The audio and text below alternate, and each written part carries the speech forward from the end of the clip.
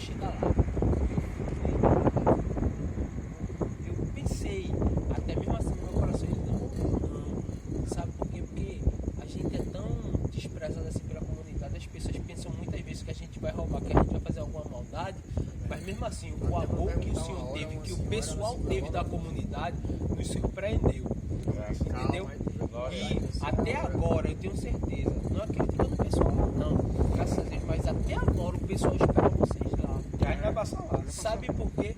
Pelo amor e o carinho que vocês têm, mas e hoje eu digo, amanhã eu quero chegar lá na comunidade, eu quero ter a ajuda, a força de vocês.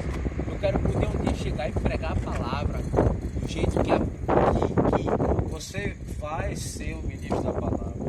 E você vai estar com a gente trabalhando e abençoando outras pessoas. Tem dúvida disso? Tenho. Eu também não. Olha, deixa eu te ver. Você sabe ler? Sei, sim. Olha, tem aqui, ó. Rua Ladeira de Pedra, que é lá na subida do Alto Pascoal. Igreja Cristã Primitiva, Pastor Esdras. Aí você diz que foi o pastor Mário, tá aqui, ó, que mandou você. Esse aqui é meu telefone. Qualquer coisa você liga a cobrar que eu ligo para você.